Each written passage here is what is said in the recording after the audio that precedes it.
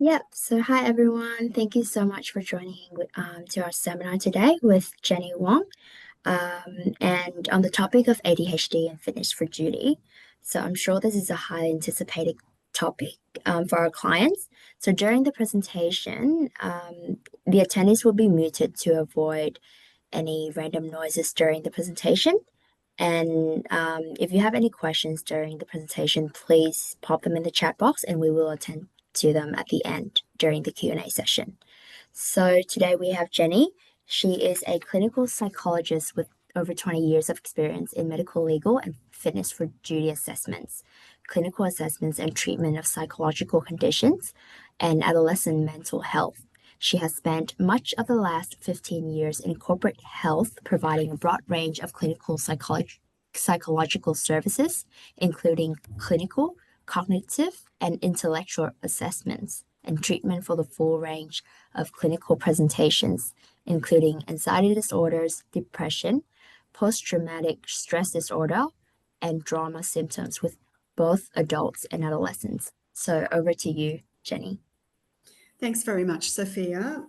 So that was what I would have said in the introduction for myself anyway. So welcome to today's seminar on ADHD, particularly adult ADHD and fitness for duty. Within the hour today, we're going to discuss the following topics.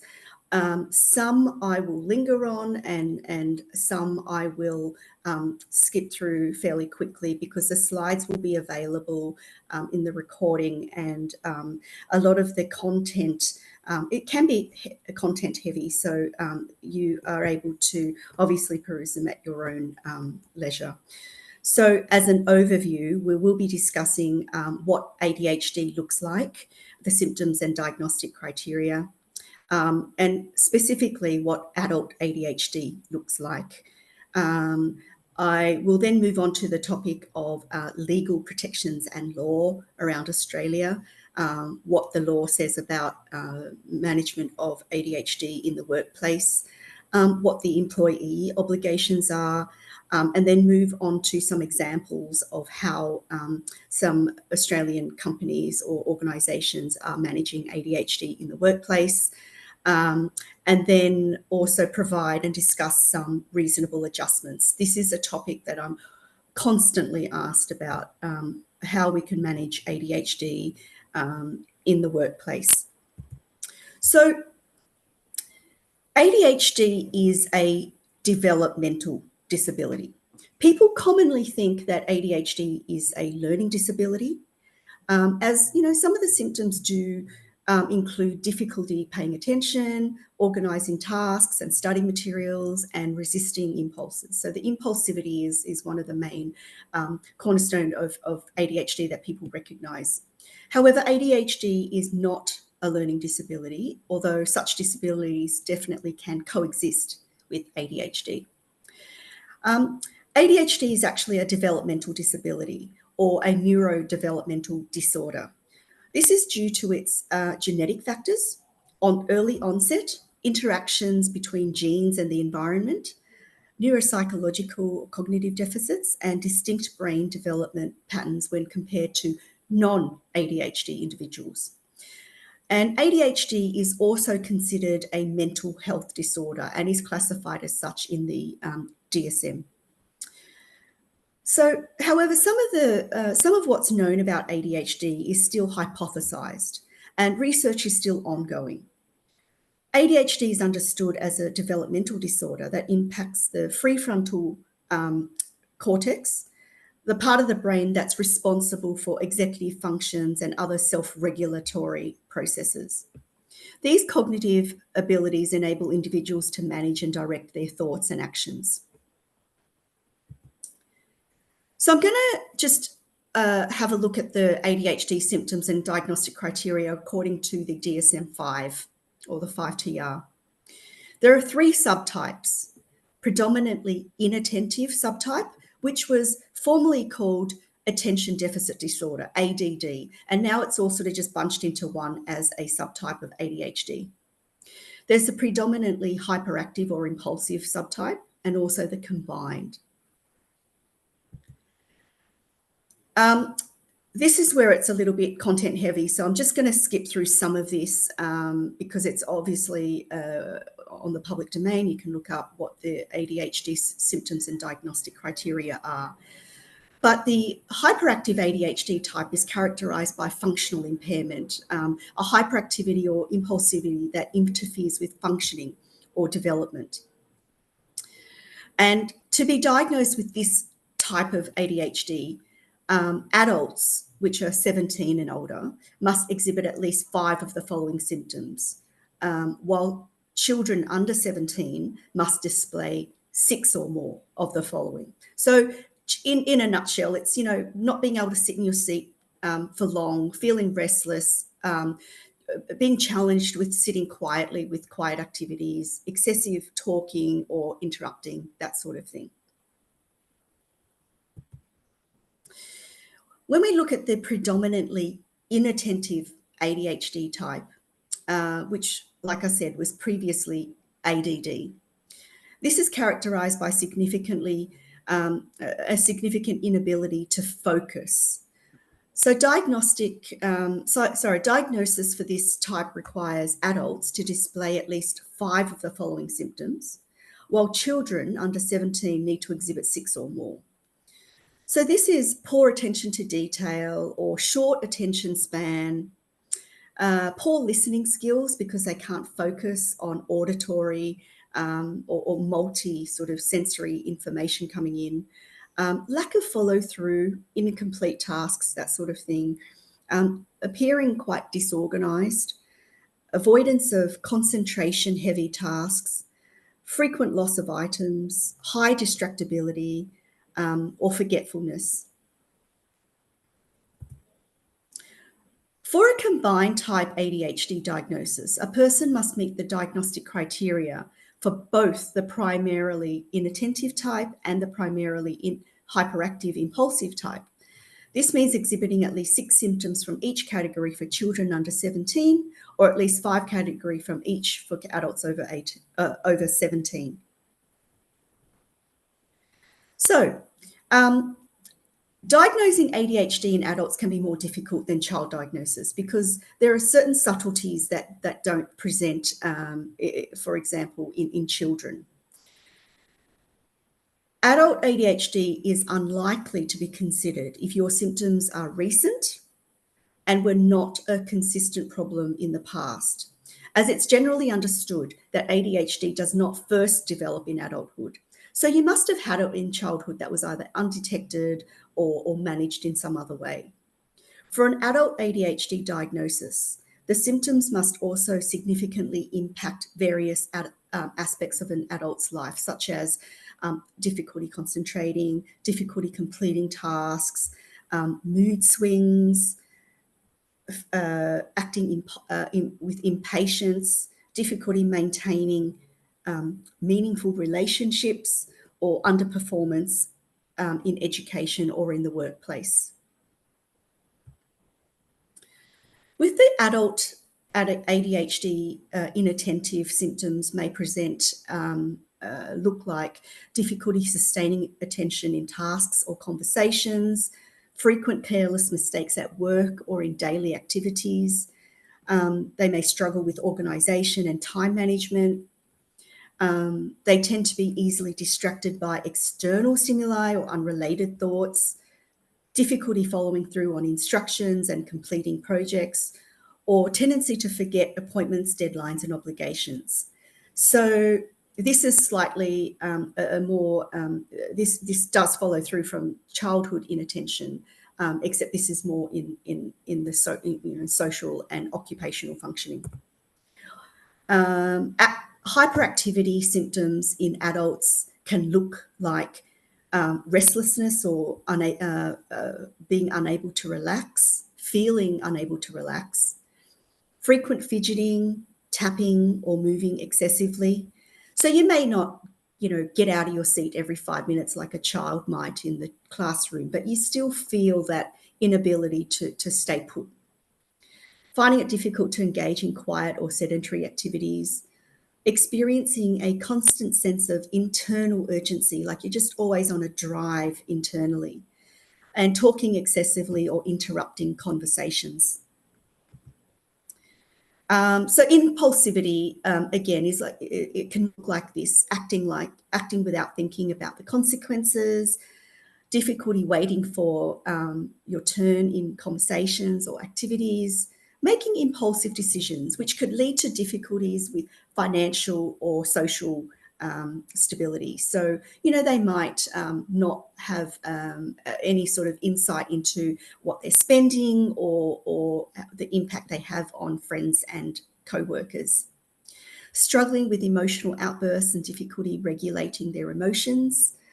And for adult ADHD, these symptoms must be present in multiple aspects of life. So work, home, social settings, and not just one aspect, and cause significant impairment to be considered part of an ADHD diagnosis. And that's stipulated by the DSM-5.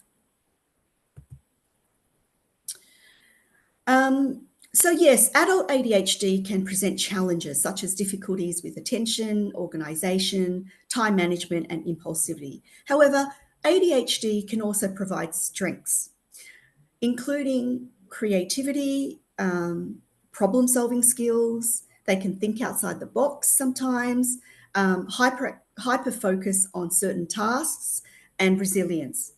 In a workplace setting, these traits can both enhance and hinder performance. So for employees living with ADHD, making disclosures can be a complex decision that depends on individual circumstances.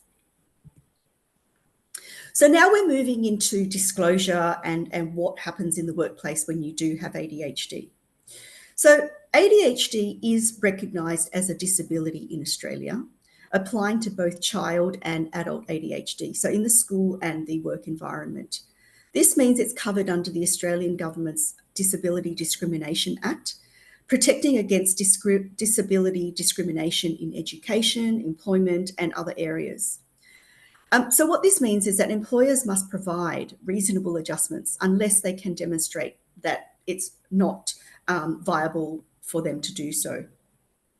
We'll get into this a little bit more with the review of, so people with ADHD are protected by the Disability Discrimination Act, as well as work, health and safety laws in state and territories, as well as national. So employers have a duty to ensure the health, safety and welfare of their employees, which includes managing the risks associated with ADHD in the workplace. So we know that employees with ADHD are protected by certain laws and policies in the workplace, but what are the employee obligations and considerations? Well, first of all, the employee must be qualified for the job. Just because they have a disability doesn't mean that they're protected from being fired or being hired in the first place. They are obligated to meet the legitimate skills, experience, education, or other job requirements, and they must be able to perform the essential functions of the position with or without reasonable accommodation. So that you can't just go and say, look, I want to be a lawyer today, but I've got ADHD, you must hire me. You need to have, obviously, the qualification. Requiring the ability to perform essential functions assures that they will not be considered unqualified simply because of their inability to perform marginal or incidental job functions. So if those job functions can be accommodated by the employer, they need to be considered. So employees will do their best if they understand how ADHD affects their work. They must have, some insight into how it does impact them, and choose a field and workplace that values their strengths and not their challenges.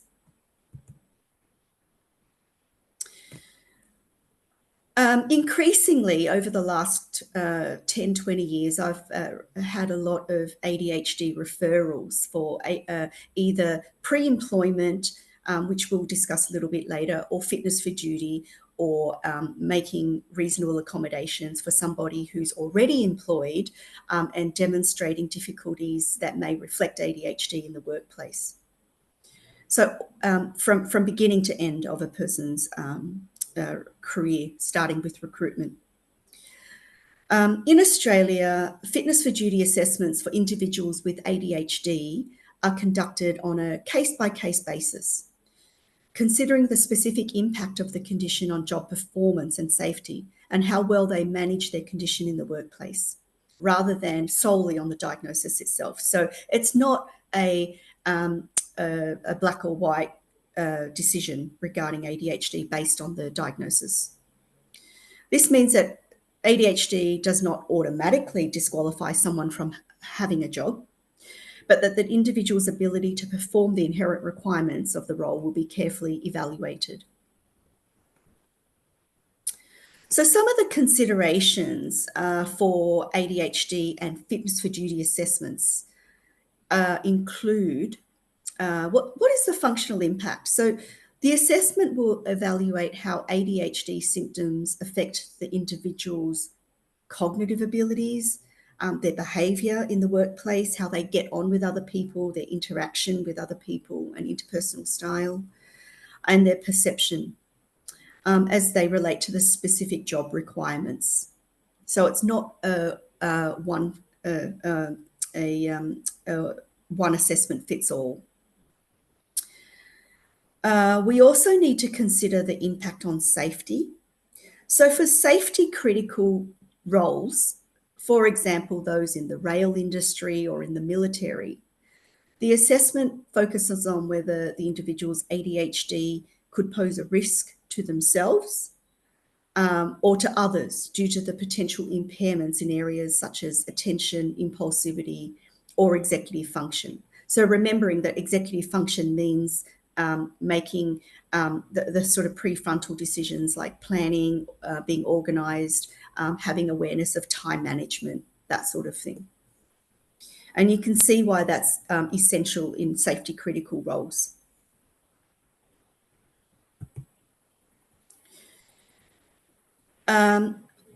As I mentioned previously, they are individualised assessments, and I do see this every week for individuals. And every individual I see with ADHD has a slightly different presentation, and then slightly different reasonable adjustments as well, depending on the role that they're going for, as well as their symptoms.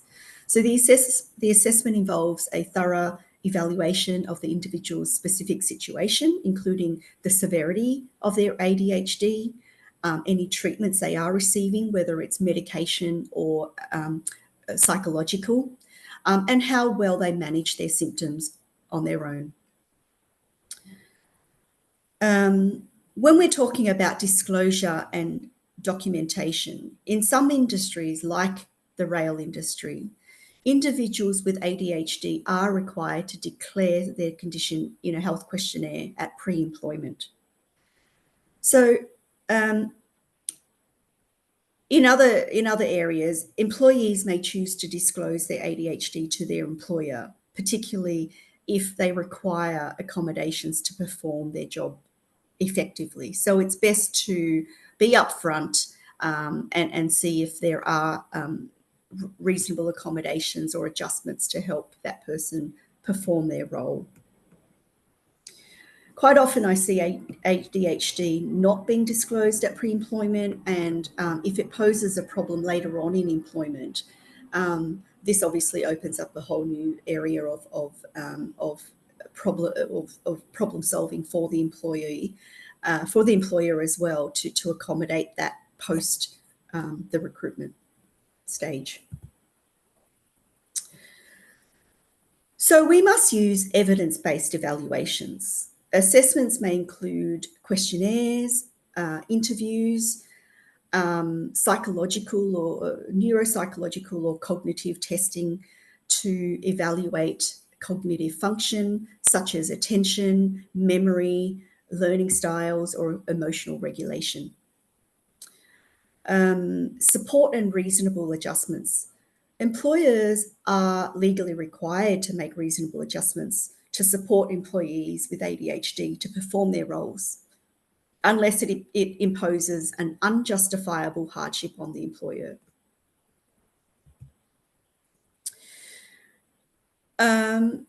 Some people on ADHD, a lot of people on ADHD are on medication to help manage their symptoms. If ADHD is managed with medication, the individual's fitness for duty may be assessed in relation to their medication's potential impact on their ability to perform their job as well. So various medications may have serious side effects that may interfere with a person's ability to discharge or to carry out their duty. Such effects may include drowsiness, slowed thinking, dizziness, loss of balance, increase or reduction in sleep. So this needs to be discussed with the person's treating doctor as well as to what the best time of day to take medication is to manage those side effects, and how they may impact on the person's ability to perform their job. For those with ADHD who are prescribed medication, the ability to manage the condition and remain symptom-free, particularly when they come off medication, can be a key consideration as well. So now I'm going to discuss ADHD and some of the specific Australian roles that have specific management protocol for ADHD. I actually do contract with the Australian Defence Force. I provide pre-employment assessments in the medical assessments field for ADF. And obviously, as discussed before, certain symptoms of ADHD can pose a problem with the military. So while the past or current diagnosis of ADHD does not automatically disqualify candidates, decisions are made on a case-by-case basis with a focus on whether the condition poses a risk of harm to the individual or to others around them. So the ADF is actually exempt from the Disability Discrimination Act. So what I said before about them being protected does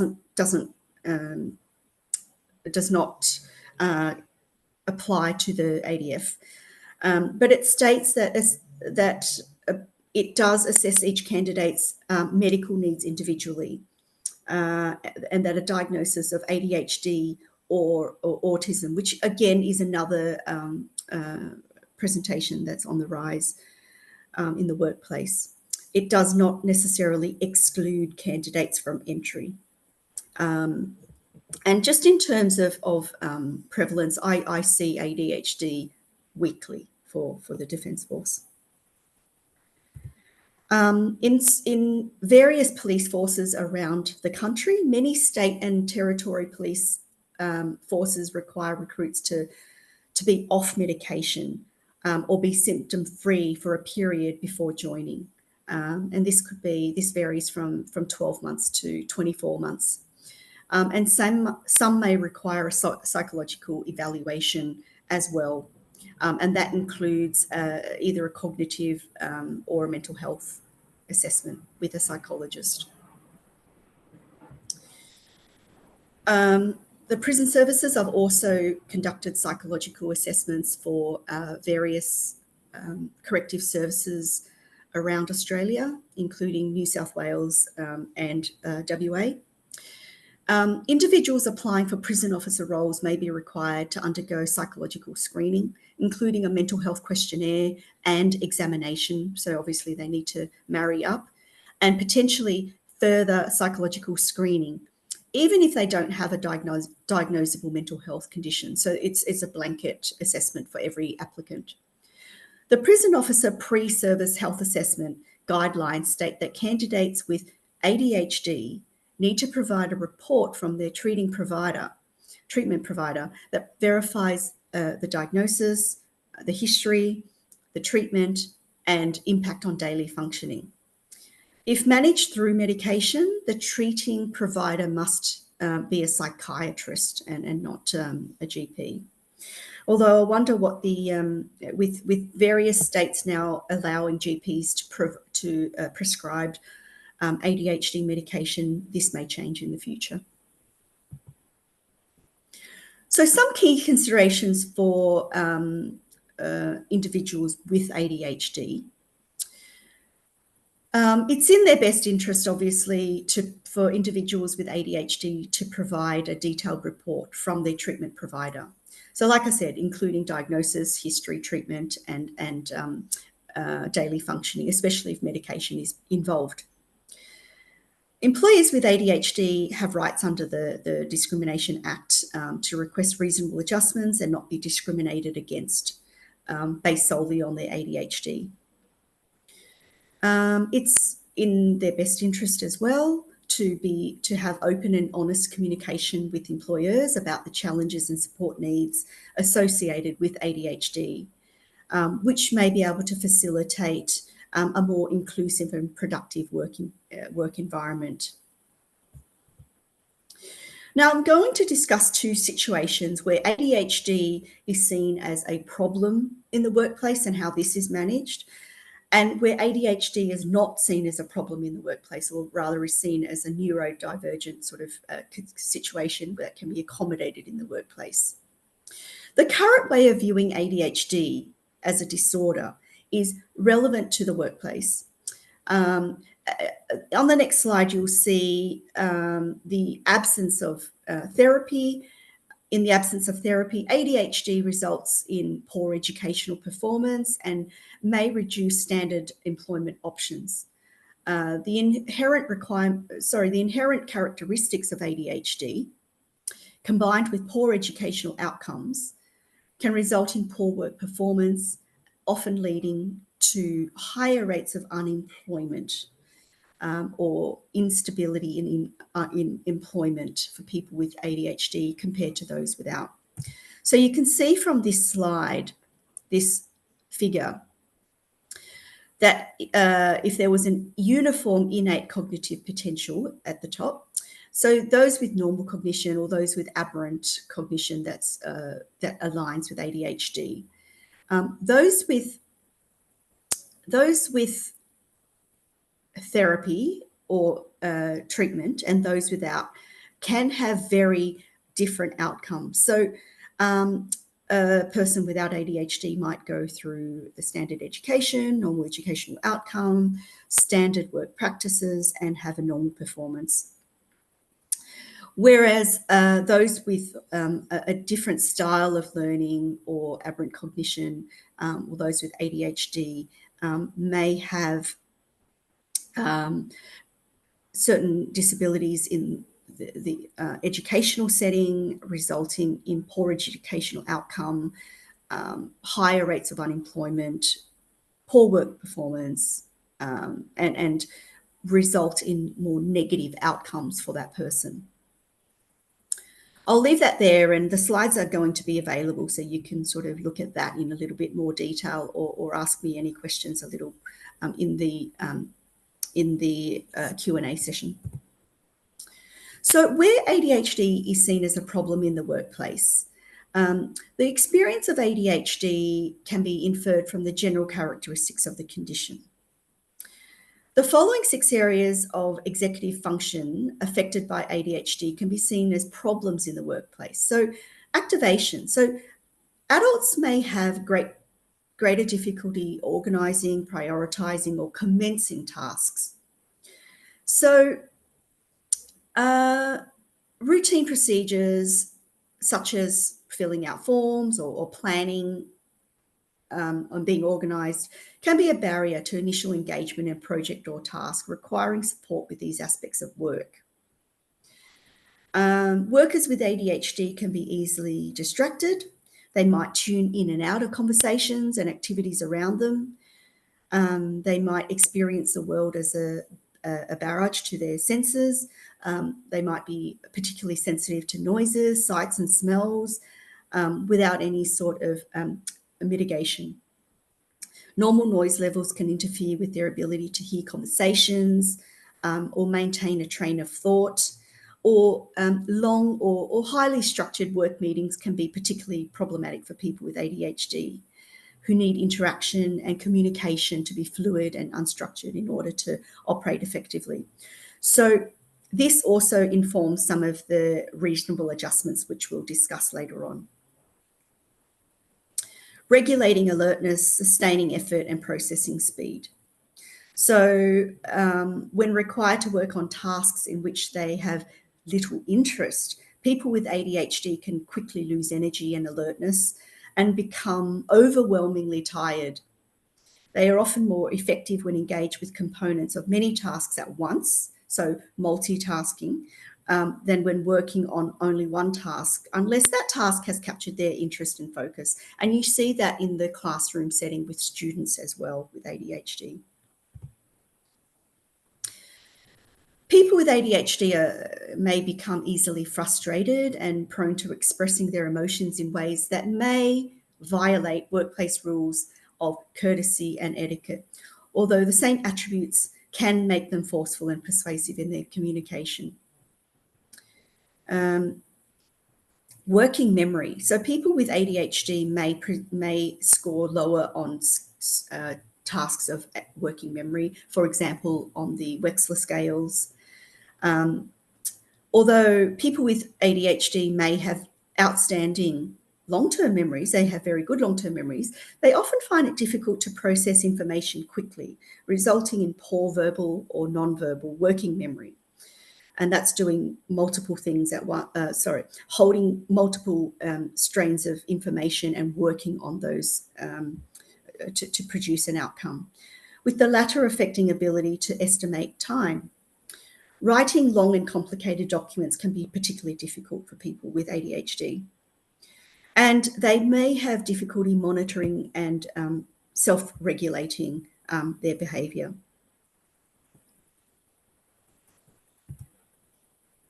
So studies of how people with ADHD function in the workplace often report that they have higher levels of job terminations, behavioural problems in the workplace, which may or may not be identified as ADHD, disciplinary actions, job changes, absenteeism, lower income, poorer performance, more work-related accidents and injuries, greater levels of lost role performance, lower likelihood of full-time employment, and poorer self-evaluation or of function in teams, and greater reliance upon teammates, but not an associated acceptance of that reliance. So they may not accept that. So since the great majority of adults with ADHD are undiagnosed, they and their colleagues have no basis on which to explain these and other similar behaviours, except in moralistic terms. So, for example, they may be seen as lazy, or they have a willful lack of effort, they're uncooperative, or they're just simply incompetent.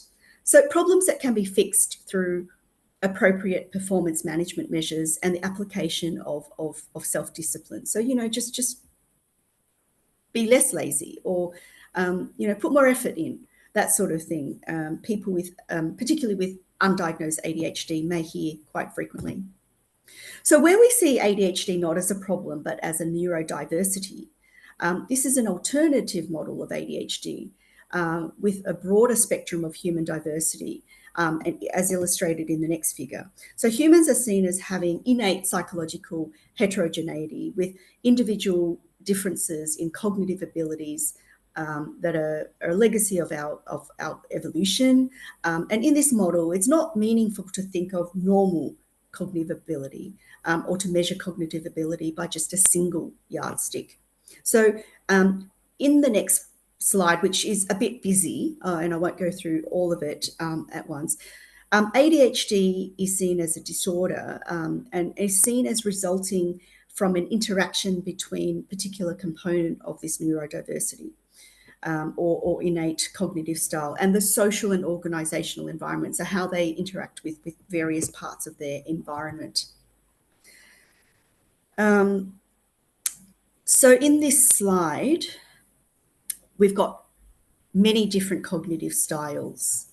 and how we accommodate for those styles can produce a more positive outcome in the workplace. And this supports reasonable adjustments in the workplace for people with or without medication or ADHD treatment with a psychologist. So where ADHD as a neurodiversity is recognised, the outcome could be recognised in social justice, human rights, effective law reform, or effective education, where reasonable adjustments are applied. And the converse of that is if it isn't, then there's social injustice, discrimination, lack of legal remedy, educational effectiveness, because that person is just not learning the way they need to learn, and wasted potential. In appropriate social and organisational circumstances, this style may be associated with high levels of creative ability, greater insight, a strong desire for adventure, novelty seeking or discovery, and a high tolerance for uncertainty and ambiguity, and an ability to think holistically. This is the area that a lot of fitness for duty or independent medical evaluations want to, they might flick to this part of the report. What are the reasonable adjustments for this person? Under, as we've said, under Australian anti-discrimination laws, an employer is obliged to provide facilities that would enable an employee to carry out the inherent requirements of the job. And to the extent that such a provision operates as an obligation on an employer to accommodate, which means to make adjustments for the employment needs of a person with ADHD, it's substantially ineffective. None of the few ADHD employment discrimination cases in Australia has had occasion to consider this obligation. So some of the reasonable adjustments in the workplace, the steps to consider are that, first of all, the employee may notify the employer about the ADHD diagnosis. So this may be at the pre-employment stage, or if they're already employed at a later stage where they run into consistent difficulties in carrying out their duties, and make that disclosure. So notification, which is a formal notification to the employer, including any potential impacts on their work. The next step in the process is assessment. The employer may initiate a fitness for duty assessment, which may involve a medical as well to review any medication impacts on that person. So the assessment could take the form of a mental health or a cognitive or an assessment looking at a person's behaviour. Consultation. The employer and employee discuss the assessment findings and potential adjustments, and this is something that can be agreed on, and this is in an earlier slide I did mention, obviously, it's in the best interest of the employer to be aware of what their limitations are and what their strengths are to engage and to contribute to the discussion and consultation regarding potential adjustments.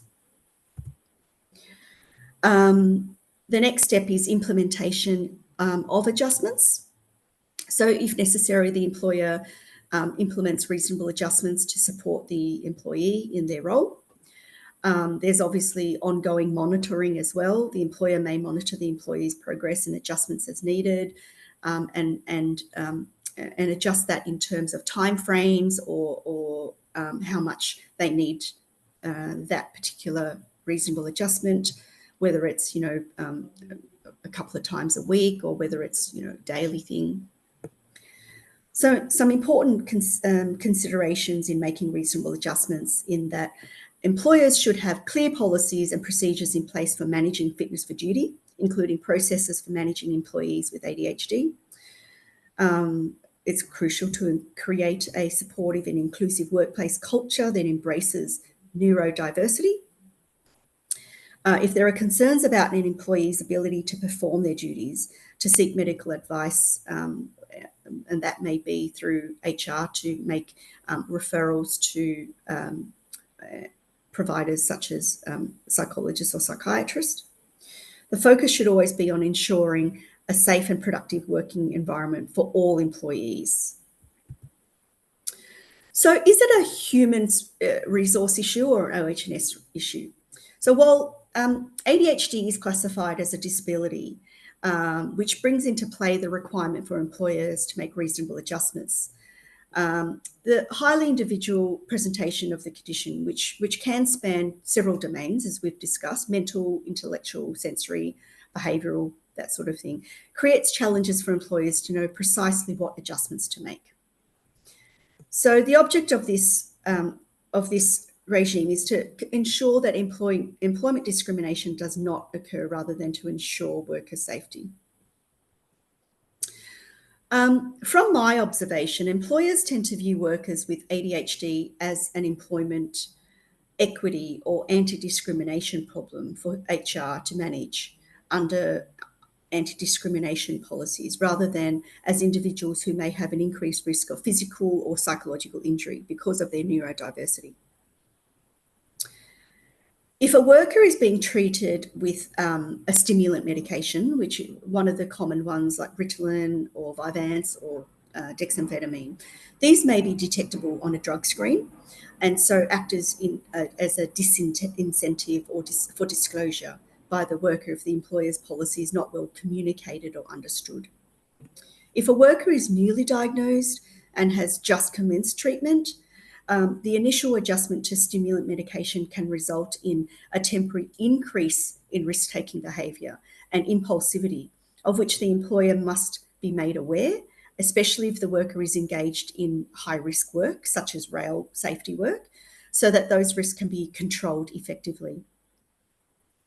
And some evidence indicates that when workers know they have ADHD, whether or not they are receiving treatment for it, the general misinformation that exists in the community and fear of stigma and discrimination is creating a barrier to the disclosure of the condition to the employer.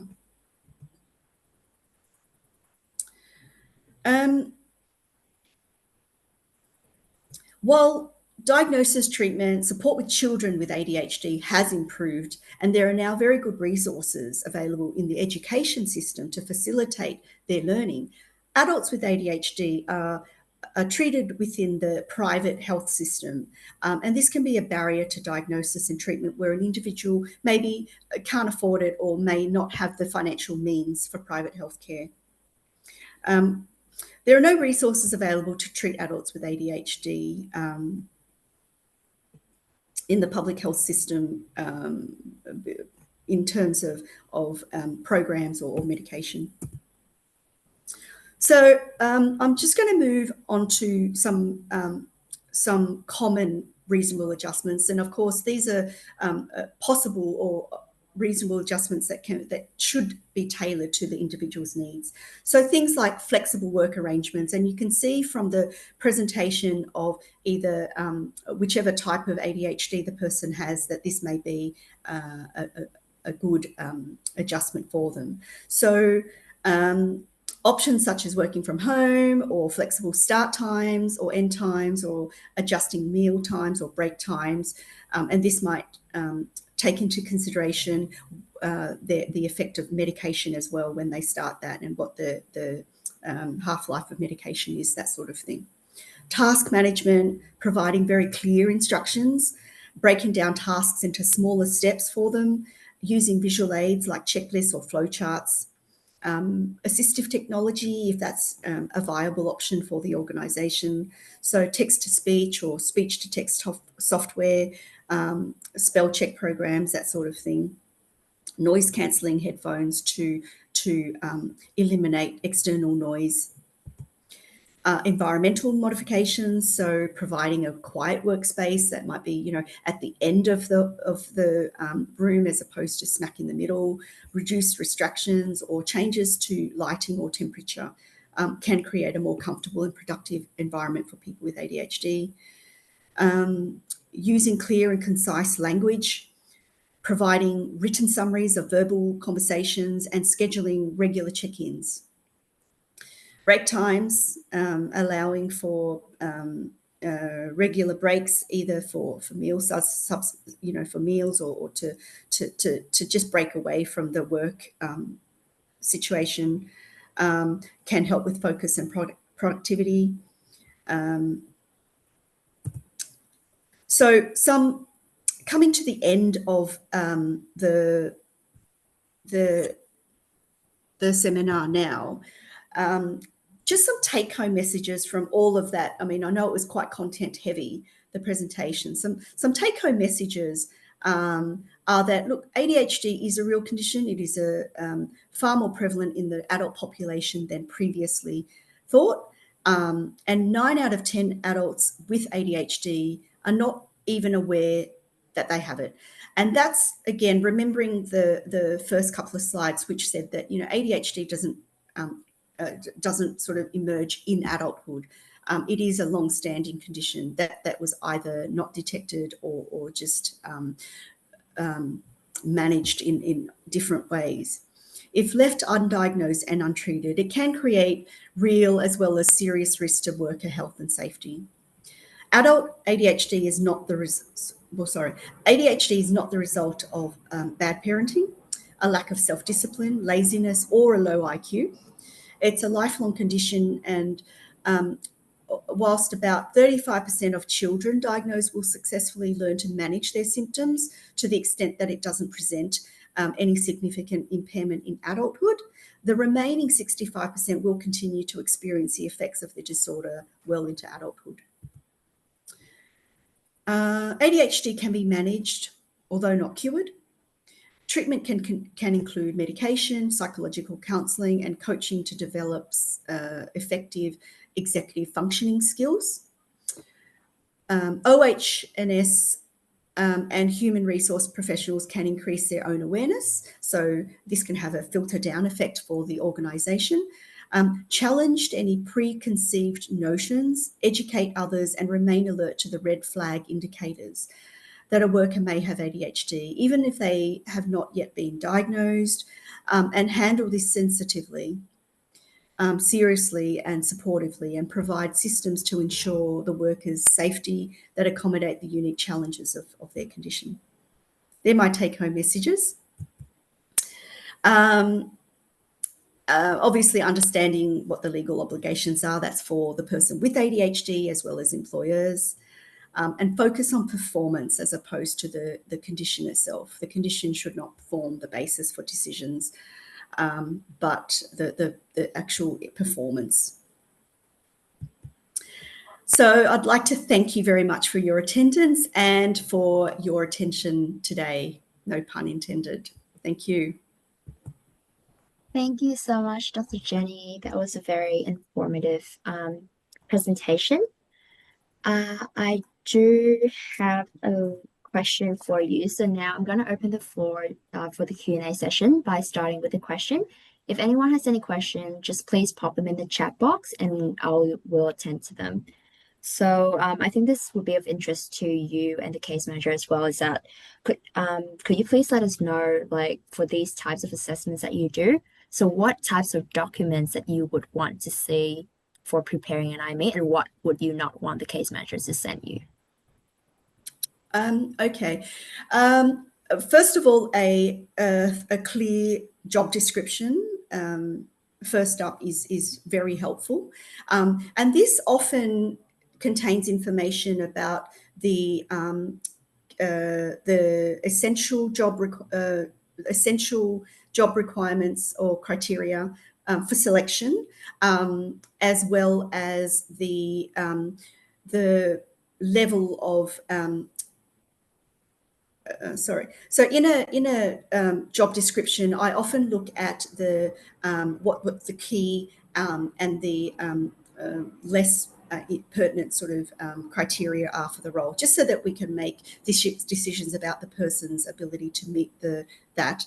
Often there is a timeline of, in a fitness for duty assessment anyway, not in the pre-employment space, some either team observations or manager observations about the person's performance issues. And this may reflect ADHD, or it could be something else. But a good timeline is essential. So, and so we can start to look at patterns such as, how long this problem behaviour has presented in the workplace, or under what sort of contexts or situations or team environments. So that's essential as well as whether there is any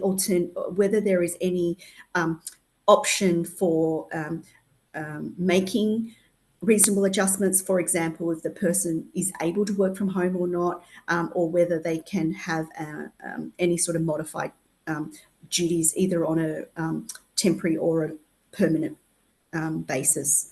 So we would need to see essentially the job description. Quite often as well, when a disclosure is made, the worker will have